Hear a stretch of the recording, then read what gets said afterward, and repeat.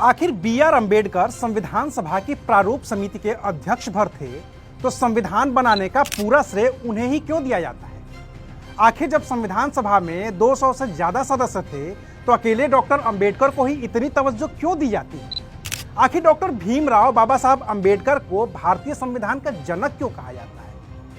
आखिर क्यों लोग मानते हैं कि भारत का जो संविधान है उसे डॉक्टर अंबेडकर ने ही बनाया था? गणतंत्र दिवस के मौके पर आज बात इसी मुद्दे पर। नमस्कार, मैं हूं अविनाश और आप देख रहे हैं अनकट। द्वितीय विश्व युद्ध की समाप्ति के साथ ही यह तय हो गया था कि अब अंग्रेज भारत पर लंबे वक्त तक शासन नहीं कर सकेंगे। लेकिन अगर अंग्रेज भारत छोड़कर जाते हैं तो इतने बड़े देश की जिम्मेदारी सौंपी किसे जाए? आखिर वो कौन होगा जिसके हवाले पूरा देश होगा? आखिर कांग्रेस में वो कौन कौन से नेता होंगे जिन्हें अंग्रेज देश चलाने की जिम्मेदारी देंगे? इसी सवाल का जवाब तलाशने के लिए 23 मार्च 1946 को कैबिनेट मिशन का एक दल दिल्ली पहुंचा। इस टीम में 3 लोग शामिल थे, Patrick Lawrence, sir Stafford Cripps और ए.बी. अलेक्जेंडर। इस दल ने सभी पक्षों से मिलकर बात की और 16 मई 1946 को यह कैबिनेट मिशन इस निष्कर्ष पर पहुंचा कि भारत की आजादी के बाद अंग्रेज भारत की सत्ता संविधान सभा को सौंप देंगे। इस संविधान सभा में कौन कौन होगा, इसके लिए चुनाव होगा। यह भी तय हुआ कि संविधान सभा में कुल 389 सदस्य होंगे, जिनमें 292 सदस्य प्रांतों से और 93 सदस्य प्रिंसली स्टेट्स यानी कि रियासतों से होंगे। 25 जून को कैबिनेट मिशन की इस योजना पर आम सहमति बन गई। 29 जून को मिशन वापस लौट गया। इसी कैबिनेट मिशन की सिफारिशों के तहत अंतरिम सरकार का गठन हुआ, जिसमें 2 सितंबर 1946 को भारत की अंतरिम सरकार बनी और जवाहरलाल नेहरू देश के पहले प्रधानमंत्री बने। इससे पहले कैबिनेट मिशन की सिफारिशों पर संविधान सभा की 385 सीटों के लिए जुलाई और अगस्त 1946 में चुनाव हो गए थे। उस चुनाव में बाबा साहेब डॉक्टर भीमराव अंबेडकर भी एक उम्मीदवार थे, जो बंबई से शेड्यूल कास्ट फेडरेशन के उम्मीदवार थे, लेकिन वो चुनाव हार गए। हालांकि महात्मा गांधी से लेकर कांग्रेस और यहां तक कि मुस्लिम लीग के लोग भी चाहते थे कि अंबेडकर को तो संविधान सभा का सदस्य होना ही चाहिए। तब बंगाल से बी.आर. अंबेडकर को उम्मीदवार बनाया गया। मुस्लिम लीग के वोटों के जरिए डॉक्टर अंबेडकर वो चुनाव जीत गए और संविधान सभा के सदस्य बन गए। लेकिन अभी तो असली कहानी बाकी थी। जिस मुस्लिम लीग ने कैबिनेट मिशन के चुनावी प्रस्ताव को स्वीकार कर लिया था, उसी मुस्लिम लीग ने संविधान सभा में शामिल होने से ही इनकार कर दिया। इस बीच 6 दिसंबर 1946 को ब्रिटिश सरकार ने यह मान भी लिया कि 2 देश और 2 संविधान सभाएं बन सकती हैं।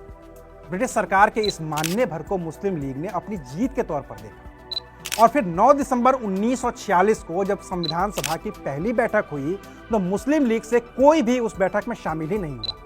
हालांकि बी.आर. अंबेडकर उस बैठक में शामिल थे। मुस्लिम लीग ने मुस्लिमों के लिए अलग संविधान सभा और अलग देश की मांग कर दी। लाख कोशिशों के बाद भी जब मुस्लिम लीग के लोग नहीं माने, तो संविधान सभा ने अपना काम शुरू कर दिया। तो सच्चिदानंद सिन्हा को संविधान सभा का अस्थायी अध्यक्ष नियुक्त किया गया। फिर 11 दिसंबर को सर्वसम्मति से डॉक्टर राजेंद्र प्रसाद संविधान सभा के अध्यक्ष नियुक्त किए गए। संविधान सभा की बैठक के 5वें दिन 13 दिसंबर को जवाहरलाल नेहरू ने संविधान सभा में लक्ष्य संबंधी प्रस्ताव पेश किया।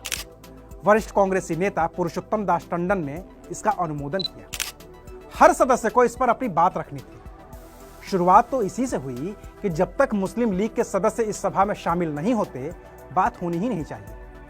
लेकिन फिर मुस्लिम लीग का अड़ियल रवैया देखकर संविधान सभा के ज्यादातर सदस्य आगे बढ़ने पर राजी हो गए और कहा कि अब कार्यवाही चलती रहेगी। फिर तारीख आई 17 दिसंबर 1946, वो तारीख जब डॉक्टर भीमराव अंबेडकर पहली बार संविधान सभा में बोले। हालांकि उस दिन डॉक्टर अंबेडकर से पहले 20-22 और भी लोग थे जिन्हें बोलना था।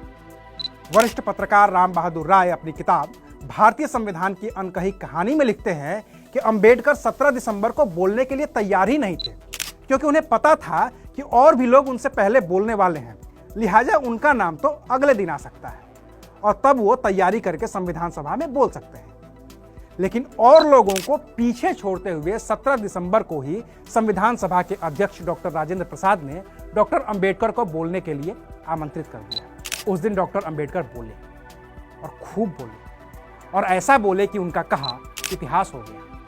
बकौल राम बहादुर राय की किताब भारतीय संविधान की अनकही कहानी, डॉक्टर अंबेडकर ने उस दिन कहा, कांग्रेस और मुस्लिम लीग के झगड़े को सुलझाने की एक और कोशिश जरूर करनी चाहिए।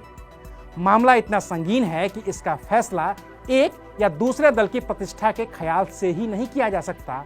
जहां राष्ट्र के भाग्य का फैसला करने का प्रश्न हो, वहां नेताओं, दलों, संप्रदायों की शान का कोई मूल्य नहीं रहना चाहिए। वहां तो राष्ट्र के भाग्य को ही सर्वोपरि रखना चाहिए। उस दिन डॉक्टर अंबेडकर ने अपने भाषण का समापन करते हुए कहा, शक्ति देना तो आसान है, पर बुद्धि देना कठिन है।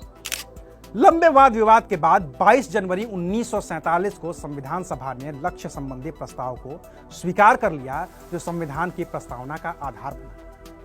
हालांकि उस दिन तक भी मुस्लिम लीग का कोई भी प्रतिनिधि संविधान सभा में नहीं आया। टकराव और बढ़ गया और तब 13 फरवरी 1947 को पंडित नेहरू ने मांग की कि अंतरिम सरकार में शामिल मुस्लिम लीग के मंत्री इस्तीफा दे दें।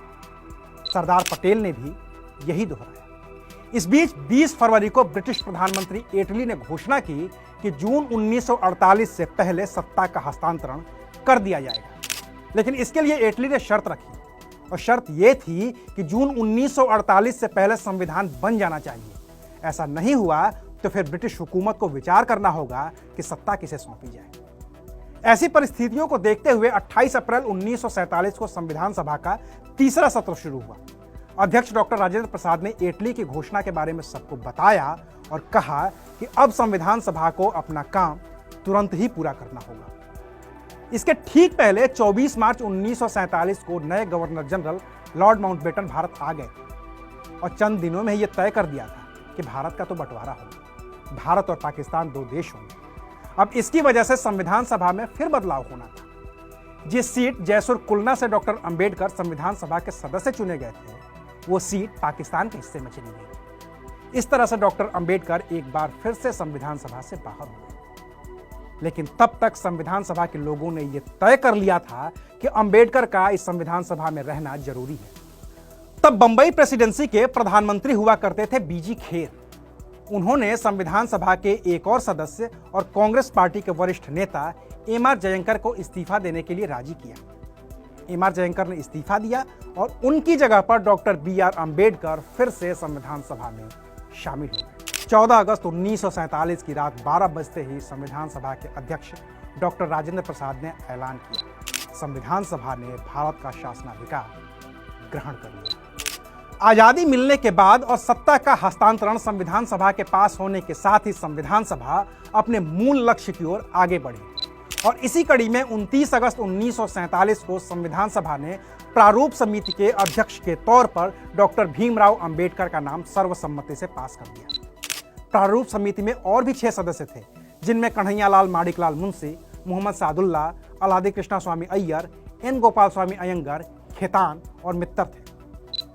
30 अगस्त 1947 से संविधान सभा स्थगित कर दी गई ताकि संविधान का मसौदा या कहिए कि संविधान का प्रारूप बनाया जा सके। 27 अक्टूबर से इस प्रारूप समिति ने रोजमर्रा का काम शुरू किया। बात विचार और बहस मुबाहिसे के बाद 21 फरवरी 1948 को प्रारूप समिति के अध्यक्ष डॉक्टर अंबेडकर ने संविधान सभा के अध्यक्ष डॉक्टर राजेंद्र प्रसाद के सामने संविधान का प्रारूप रखा। डॉक्टर राजेंद्र प्रसाद ने इस मसौदे या कहिए कि प्रारूप को सरकार के मंत्रालयों, प्रदेश सरकारों, विधानसभाओं और सुप्रीम कोर्ट, हाई कोर्ट को भेजा ताकि सबके सुझावों को शामिल किया जा सके। जो सुझाव आए उन पर प्रारूप समिति ने 22 मार्च से 24 मार्च 1948 के बीच विचार विमर्श किया। 3 नवंबर 1948 से फिर से संविधान सभा की बैठक शुरू हुई। 4 नवंबर 1948 को डॉक्टर राजेंद्र प्रसाद ने फिर से मसौदे पर बात की और संविधान सभा को कहा कि ये मसौदा उस समिति ने बनाया है जिसे इसी संविधान सभा ने बनाया था और जिसके अध्यक्ष डॉक्टर भीमराव अंबेडकर हैं। 4 नवंबर को उसी दिन डॉक्टर अंबेडकर ने मसौदे को संविधान सभा के पटल पर रखा। आने वाले दिनों में कुछ संशोधन भी सुझाए गए, कुछ माने गए, कुछ को खारिज कर दिया गया और फिर 17 नवंबर 1949 को संविधान सभा के अध्यक्ष डॉक्टर राजेंद्र प्रसाद ने घोषणा की, अब हम संविधान के तृतीय पठन को आरंभ करेंगे। इसका अर्थ था कि अब संविधान बनकर तैयार हो गया है। इसके बाद डॉक्टर राजेंद्र प्रसाद ने मसौदा समिति के अध्यक्ष डॉक्टर अंबेडकर को पुकारा। वो अपनी जगह पर खड़े हुए और कहा, मैं यह प्रस्ताव पेश करता हूं कि संविधान को सभा ने जिस रूप में निश्चित किया है उसे पारित किया जाए। इस प्रस्ताव पर 17 नवंबर 1949 से 25 नवंबर 1949 तक बहस हुई और फिर 26 नवंबर को संविधान सभा के अध्यक्ष के तौर पर डॉक्टर राजेंद्र प्रसाद ने अपना आखिरी अध्यक्षीय भाषण दिया। भाषण खत्म होने के बाद डॉक्टर राजेंद्र प्रसाद ने पूछा, प्रश्न यह है कि इस सभा द्वारा निश्चित किए गए रूप में यह संविधान पारित किया जाए।